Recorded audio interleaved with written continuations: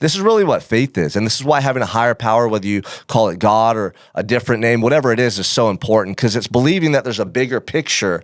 There's something greater going on here than you recognize in the moment. Somebody that can think like that, if you can train yourself to have this awareness and talk to yourself like this moment to moment, you don't get jaded. You don't get discouraged when things don't go your way. You don't get resentful when people act or behave a certain way. You don't take things so personal.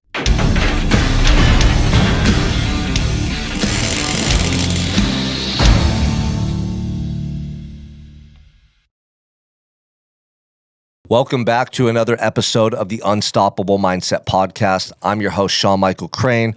We're here in beautiful Santa Barbara, California at the Unstoppable HQ. Feeling alive, man, feeling blessed. And guess what? You don't always wake up feeling positive, right? You don't always wake up with the most optimistic thoughts and feelings. A lot of times you got to earn that stuff. And that's what I want to talk to you about on this episode today. Before I do, though, make sure that you subscribe to my channel. Please share it with anybody that needs to get motivated and inspired to live the ultimate life. That's my mission, and I can't do it alone. I need your help.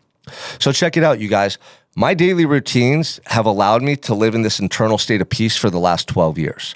This occurred to me first when I was living in a jail cell. When I found peace in a prison cell, it changed my entire life because I realized my external circumstances had no bearing, no effect, no impact on how I felt. It was my interpretation of what was happening in life that resulted in my emotional state. Think about that for a second. When's the last time you recognized that it was your own thoughts that led to your emotional state? When it didn't matter what someone said to you, it didn't matter the fact that you were late in traffic, it didn't matter that, the economy was down, you had a slow month in business, it didn't matter what happened. It was your own perception that led to your emotional response. So I figured this out a long time ago. It was survival for me. If I had just depended on my circumstances to suddenly uplift me and make me happy, I would have been waiting a long time. And in fact, I probably would have fallen into a depression, and who knows if I would have made it out of that cell alive. So I realized I had to safeguard my thoughts, and I had to train my mind to think differently in order to feel differently. I had to train my mind to think about good in my life. I had to train my mind to expect positive to come down the road. This is really what faith is. And this is why having a higher power, whether you call it God or a different name, whatever it is so important, because it's believing that there's a bigger picture. There's something greater going on here than you recognize in the moment. Somebody that can think like that, if you can train yourself to have this awareness and talk to yourself like this moment to moment, you don't get jaded. You don't get discouraged when things don't go your way. You don't get resentful when people act or behave a certain way. You don't take things so personal. You recognize that maybe you needed to learn that lesson. Maybe you needed to get burned a couple times to develop more compassion or empathy for people. Maybe, you needed to have something go wrong to humble your ass a little bit and just be grateful for what you have. Like maybe there's a bigger plan here, a master plan that you can't see or understand that's just working right now, and it's working exactly the way it's supposed to. That was the paradigm shift I had in my cell that radically transformed my life. That made me feel, that helped me to go from someone feeling hopeless and broken and alone to someone who actually had a purpose. To someone who was actually cared for by God, who God was looking down on me, saving my life, saving me from an accidental overdose, saving me from those toxic relationships, saving me from a life of mediocrity, saving me from sabotaging my potential. Like I had an opportunity in that cell to rebuild my life. I had an opportunity in that cell to get sober. I had an opportunity in that cell to dream big and cultivate those visions over time. It was such a fucking opportunity. But imagine most people, they wouldn't think that way.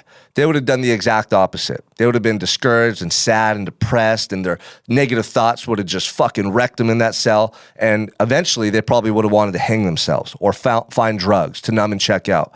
So you guys, in any moment, in any situation in life, I don't care if it's in a relationship with your significant other, if you're that guy sitting in traffic who's getting all pissed, I don't care if you're in a job you hate and you want to change, I don't care if you're that fat and overweight guy who can't lose the weight.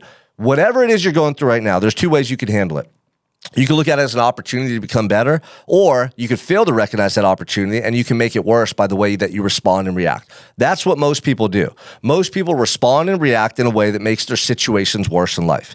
And honestly, the way that you respond and react to situations is more impactful than what you're actually going through. Your subsequent response to any given set of circumstances is going to impact what happens. You can choose by taking a moment to pause and elevating yourself to a different vantage point, beyond your own needs, beyond your ego, beyond your emotions in the moment, and really analyze situations from a bird's eye view, like a different perspective. A lot of times if you do that, you start to see that it's not so bad, that actually maybe something good can come out of this situation.